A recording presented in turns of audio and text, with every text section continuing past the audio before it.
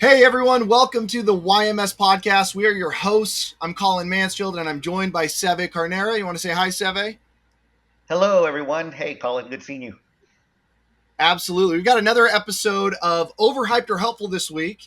Last episode, we did one of these and the results were kind of surprising. So if you haven't listened to the first episode of the Overhyped or Helpful series, go do that. But today we are focused on GPS, RFID, and bolt-on YMS systems. Are they overhyped or are they helpful? And specifically, we're looking at it through the lens of yard management. Um, for those of you that are new to the show or have only caught a couple episodes, Seve and I work for Yard Management Solutions. We're a dedicated YMS provider in the logistics supply chain industry. Yard management, frankly, has been left behind by a lot of operations who focus, as they should, on the warehouse or on over the road, and oftentimes the yard kind of is the last thing to be looked at. And unfortunately, operations that kind of decide not to look at the yard end up paying the consequences, and they a lot of times have severe detention fees. They have product spoilage, losing track of trailers. Sometimes there's theft on yards. That's been in the news quite a bit. And so what we do every week is we bring, or every episode, I should say, every other week, we bring a topic specific to yard management and discuss the benefits, the results, and what we've seen in the industry.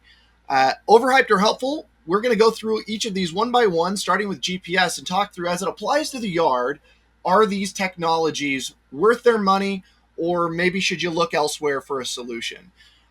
Seve comes with over 10 years of experience in specifically yard management. So he's got, the tools, so to speak, to talk through, having worked with many of these technologies himself. So Seve, I want to interview you, sir, a little bit today, kind of like we Sure. did last time, about your thoughts on these technologies and how they work in the yard. And I want to start with GPS. So for you, thinking of your background and the time that you've spent and where you see the industry going, is GPS overhyped, or is it something that operations should consider as helpful? Yeah, Colin. So great question. And I will state this by, I'll start this by stating this. A few years back, GPS devices were not as accurate as they are now. They've become very, very accurate. I've worked with several devices now that, can get you within pretty much the same spot where that trader's parked at or right next to it, which is really good accuracy from a standpoint of GPS accuracy. Again, we're not dealing with GPS units that are used in the military, for example, that need to be very accurate. These are just commercial grade use GPS tags. And with that said, I think those GPS tags, GPS devices on traders for owned assets, etc., are very, very helpful because now we can use that data to help not only identify where that trader may be when it's over the road, but we can also consume that data within our solutions as well too to identify where that trader is in the yard as well too.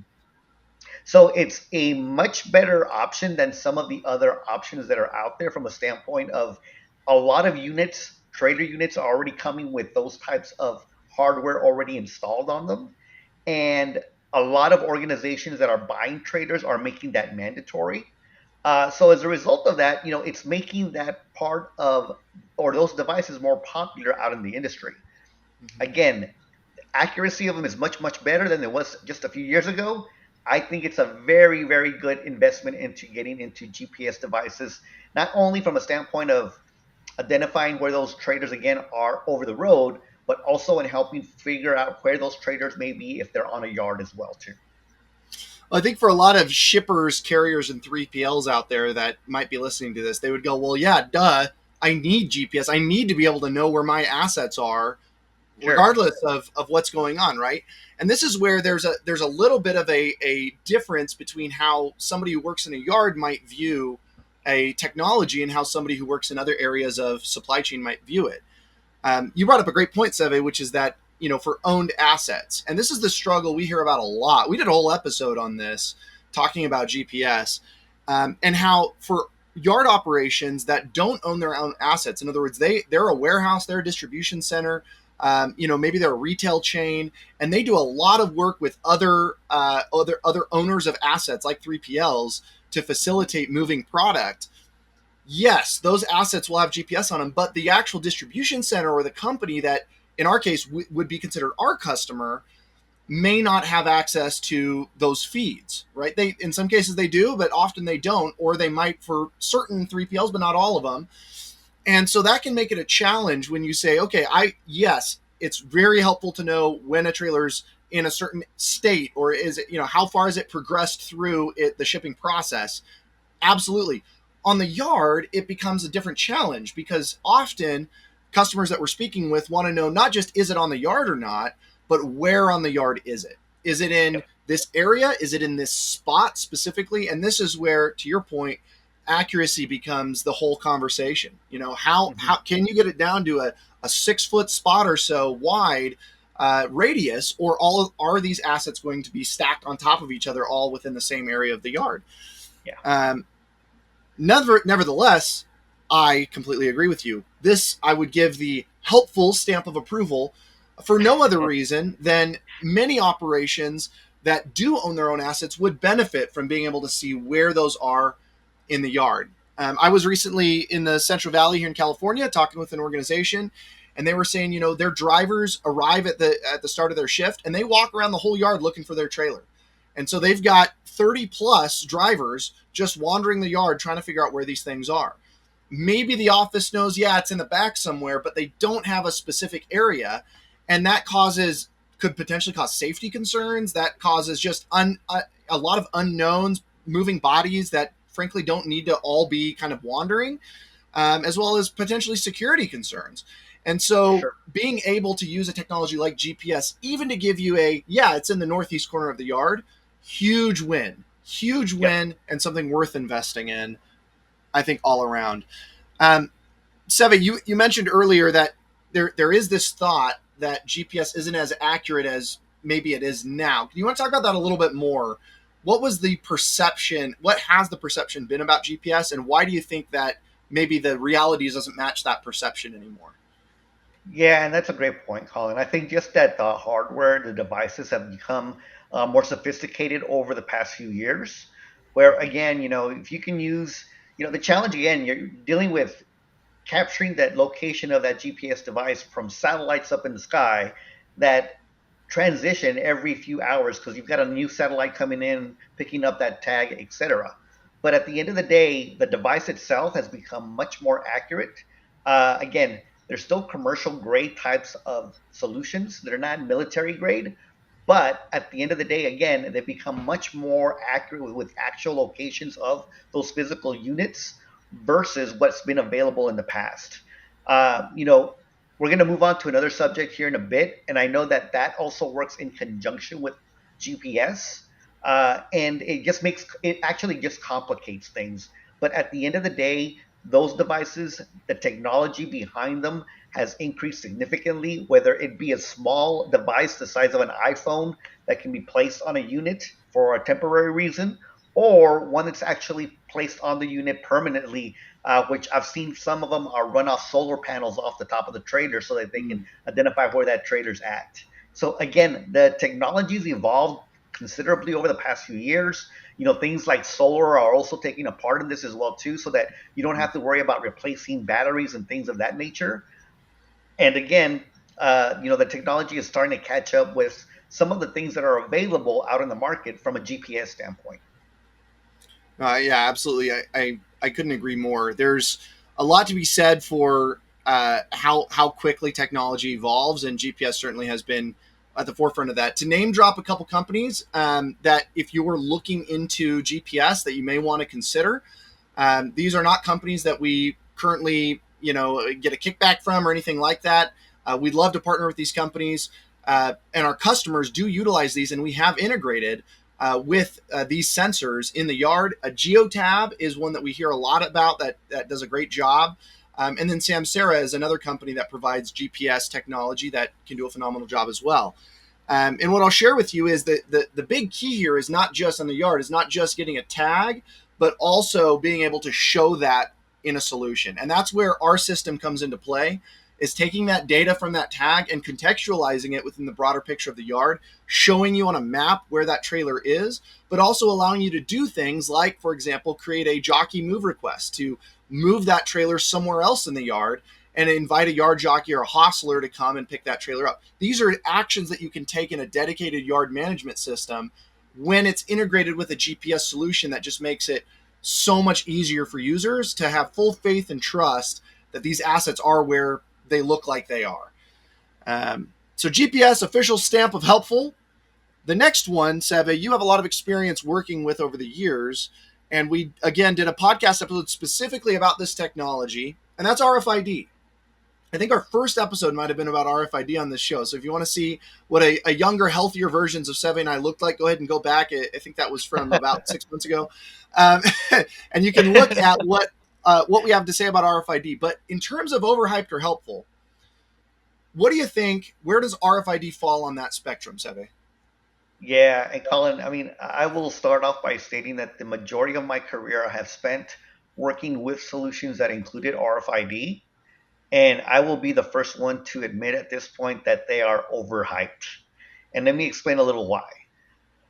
A lot of individuals think that, again, that RFID works in a manner that was going to give you the exact accurate spot of that particular trader. The challenge with RFID, it works in conjunction with GPS. So you've got a GPS yard truck that's outfitted where you can track that GPS unit on that yard truck. It then reads those tags. And then between those two settings, you're supposed to be able to identify where that trader is actually sitting in the yard. Again, those yard trucks are not equipped with military grade type of equipment to be able to identify where that RFID was read. And sure, you can build good software around that to identify where it's at. The challenge is that you still have lots of other things to consider. Reflection is one big one. If you have reflection in the yard based on having a bunch of containers in there, how do those signals get traveled to those tags and produce the correct accuracy or the correct location of where that tag is at? Secondly, RFID tags are very close to each other. So as a result of that, sometimes you get misreadings. And some solutions will stack traders on top of each other, stating that, hey, these 6 traders are in this spot. Well, we all know that that's not actual reality, because you can't stack traders with wheels on top of each other unless they're shipping containers. So as a result of that, you get inaccuracies in that. So a lot of these vendors will tell you, hey, we're going to get you to a point where you're going to know that that trader's either in that spot or either 3 to 5 spots over to the left or 3 to 5 spots over to the right. For some organizations, that may be fine. But for a lot of the organizations that we work for, they take a look at that and it's like, well, why are we investing all this money and technology if you cannot get us to the accurate spot? Especially when you're going to integrate with other solutions, especially a WMS solution, for example. If you send a WMS solution the location of a trader and there's 6 of them in that same location, guess what that WMS solution is going to do? Is going to say, there's no way. It can't be possible. You cannot do that. So RFID was very, very helpful in the very beginning. I think that it helped a lot of organizations, but I think there's better technologies out there. GPS is a perfect example of that. So as a result of that, there are some situations where RFID may be a good option, but in most cases, I don't think it's worth the additional hardware, the extra cost, the maintenance, the replacement of that hardware, having individuals go into the site and replace that hardware and have to maintain it, because again, it's a lot of investment from from a standpoint of all the hardware that goes into it. And then in addition to that, you're relying on GPS, you're relying on readers to read those tags, and you're trying to rely to make sure that you have a solution that can actually make sure where that piece of equipment is at. Yeah. I will always, always tell this to customers, and I will share with you when I worked for organizations that had RFID solutions that we would never lose tags. That's a blatant lie. You will always lose RFIDs on the outbound side of the gate. Those tags are permanent, can either be permanently or temporarily established on that unit. But those temporary ones, there is no doubt that you will lose tags. I can share stories about being a part of some go lives, and a week later, the organization is ordering, 500 more tags because 500 had already left the yard. Again, some of those things occur, and again, it's a big investment from a hardware standpoint, and again, there's a lot of failure in that hardware as well, and some solutions rely on even RFID technology inside of the gate to start the arrival process. Um, it just convolutes way too much. It makes it more difficult, and at the end of the day, organizations don't need to invest that kind of money in an RFID solution when there's other ways of getting around that. Well, it reminds me of the conversation we had last week or last episode about drones and how drones are sort of over engineering a solution. Yeah, RFID makes sense if GPS is poor, right? If GPS doesn't do a very good exactly. job, then RFID makes sense. But technology is advanced to the point now where GPS tags are inexpensive, they're accurate. Why do the extra rigmarole and factoring a whole other technology if you can kind of just invest in the one that works? And Exactly. that's if you feel very very strongly that you need tags in the yard. We have lots of customers who don't use any tags. In fact, a majority of our customers don't because they leverage the process driven nature of our solution to identify where trailers are and to identify where they're moving. And we'd be happy to jump on a demo and show you how that works if you're interested in learning more about that. If your organization Yeah, is looking to get spot specific accuracy from a sensor, um, your point about cost benefit analysis on RFID, I think is well taken, Seve, which is yes, you can spend all this money and you can implement a solution, but is it going to give you that result? Well, flip a coin. Let's find out. And I don't think anybody wants to spend that much money on a coin flip. yeah, Um, yeah. And let me the just other add thing to that that, Colin, too. Let me just add yeah to that because you just reminded me of something as well, too. Because yeah, organizations would always come back to with the question, well, what if I want my yard to be 100% accurate? Well, you've invested all this money in RFID. You want 100% accurate inventory in your yard. Guess what? You're gonna have to do a yard check. And do those solutions come with the ability to do a yard check on the tablet like we allow our yard drivers to do? Yes, they do. So again, if they're going to ask you to do a yard check after investing all that money in hardware, and we're doing the exact same thing without the investment in all that hardware, you got to sort of balance that out and take a look and step back and look at yourself and say, hey, which road do I really want to go down? yeah no, that's a great point. I think for a lot of people that come from a warehousing mindset, RFID makes a huge difference inside the four walls of a building.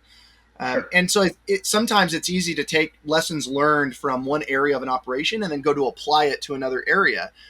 Many times, from a system standpoint, that is a good thing to do. Figure out what's working well in this system and how can we apply that elsewhere. From a technology side, there's different factors in the yard, chief of which is taking off and putting on tags, especially when you have these outside carriers and folks that they don't care if a tag's on their vehicle or not. They're getting out of there as soon as they can. Yeah. That you just don't have to worry about inside of the four walls of a warehouse. So you got to think about not just the technology and how accurate and how much it costs, but also what are the externalities in the area of the operation you're applying it to. And in the yard, official stamp of overhype for RFID, which brings me to our third and final one for this episode of Overhyped or Helpful. And this is again something we've talked about in the past, Seve, but one that I'd be interested to hear your thoughts on, which is bolt-on YMS systems. And when I say bolt-on, if we just define that term for a moment, a lot of times organizations will spend a good amount of resources investing in a warehouse management system or a transportation management system for tracking assets, again, either inside of the four walls of the building on the warehouse side or over the road on the transportation side. Many of these solutions will offer a yard component as an add-on to their software. We call that a bolt-on.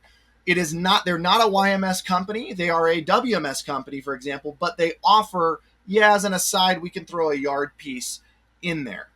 Typically, these are not as full featured, obviously, as a dedicated YMS solution.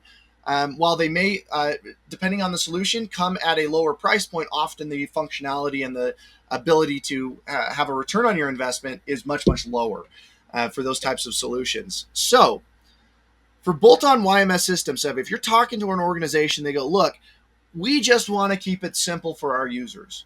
We just want one solution. I get it. There's some shortcomings to installing a bolt-on YMS. I understand that, but I just want one simple way for our users to access this data, and I don't have to log into a million systems or pay for a bunch of different systems. What is your response to that question? And based on that response, would you label bolt-on YMS systems as overhyped or helpful? Yeah, so I mean, at the end of the day, Colin, you nailed it on the head. I mean, those solutions do not come with the feature functionality that a full YMS solution does, number one. And to your other point as well, too, you know, we as a business, this is all we do. This is what we specialize in. While Mm-hmm. those other organizations, no disrespect to them, they're great at being WMS systems or other systems in order to be able to provide customers those types of solutions inside the four walls. But once you step outside, they don't have the expertise, they don't have the capabilities, and they tend to be very weak from a feature functionality standpoint. Having said that, I think it's still better to have something rather than nothing. And as a result of that, I'm sort of in between here. I'm not sure that, a lot of these solutions and a lot of these customers realize what they're leaving on the table by looking or by including these types of solutions as their YMS solution of a bolt on versus a standalone solution. I get it. A lot of times you've got to integrate with those external solutions as well. But at the end of the day, we've come up with very simple features and abilities to be able to integrate with external systems. Mm-hmm. Having said that, I still think that a YMS solution is a better solution. It's going to give customers a much better understanding of what is out in the yard with much deeper, fuller, richer feature functionality. But at the end of the day, again, I would say that they're a little overhyped because, again, they're not going to provide you with that type of information that you need. And again, if you call up for support, a lot of times they'll be happy to help you if it's a WMS situation. But when it comes to the YMS side, that is where they become a little weaker in that they don't have that expertise in house. Whereas if they call us, they call another YMS organization, that's all those companies and organizations do. Some of them are expanding to include other portfolios as well too.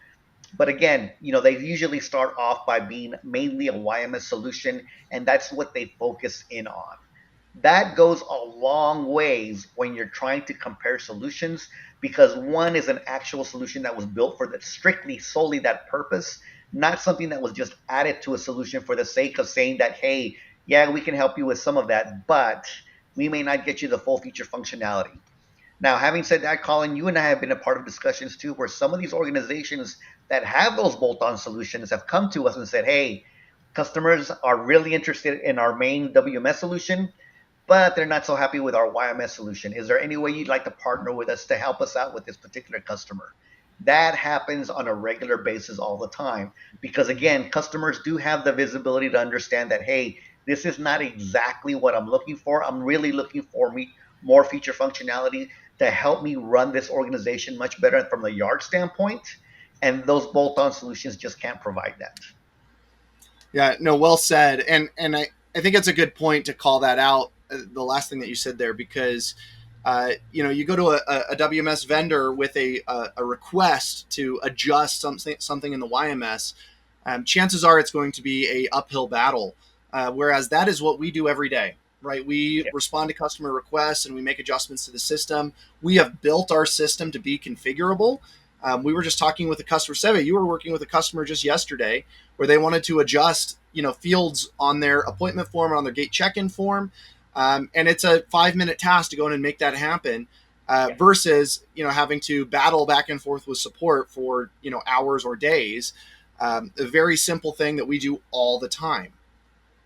Now, you brought up another good point, which is, so does that mean every dedicated YMS is preferable to every bolt-on YMS? I don't know. I can't speak to that because I don't know how easy it is to integrate a WMS system with every dedicated YMS solution out there. What I Right. can share is we have designed our solution to be easy to integrate with. Dedicated API endpoints. Our most common integration is with WMS providers. Just because that's what a lot of people want is, hey, when a trailer gets loaded in the WMS or when it gets completed, depending on the verbiage for the WMS, then we want that to reflect in the YMS. And that is an incredibly desirable attribute to have. And that way you don't have to update information twice. It keeps things flowing. We do that all the time. And so for us, I would say if you're considering a dedicated YMS versus a bolt-on, come and talk to us and we'll show you how easy it is to integrate with your WMS. We'll give you the pricing and we'll show you all of the stuff you're going to get in addition to whatever your bolt-on is claiming they'll provide. And the choice will be very clear. Yes, something is better than nothing. The yard should not be treated as an afterthought, right? If it's between doing nothing in the yard and getting sucked into the black hole of the costs associated with that, don't do that, right? But come and talk to us first, because we'll be very honest with you. We'll share with you customer case studies where our solution works best, and we'll make that a conversation. That's what Seve and I do all the time. Speaking of which, this is the second in 3 episodes. Last week we had, I think we had 2 hypes and a helpful, and this week we have a helpful and 2 hypes. So we're going to do one more episode dedicated to overhyped or helpful coming up here in a couple weeks. And we're going to be sharing information about AI specifically. We're going to be talking about artificial intelligence and how that sort of works in the yard and what does that mean and what's the future look like. So stay tuned for that. In the meantime, you can catch Seve and I on LinkedIn. I'm Colin Mansfield, Seve Carnera. Add us on LinkedIn. We'd love to have a conversation with you. If you have some thoughts that you'd like to share on the show, we'd be welcome to invite you on the show so you can talk with us and we can make it an interview. Are there any parting thoughts that you'd like to share, Seve, on the topics of GPS, RFID, or bolt-on YMS systems if you're going to talk to a company that's looking at these different hardware and software solutions? Yeah, no, Colin. I mean, to your point, we're very, very honest, very upfront about talking about other solutions.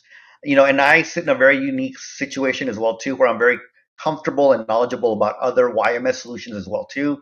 And I share that with opportunities, and I say, look, use me as your consultant. I'm here to help you find the best solution, whether it's our solutions or someone else's. You know me well enough that I'm very, very upfront. I'm not gonna, just do stuff for the sake of a sale.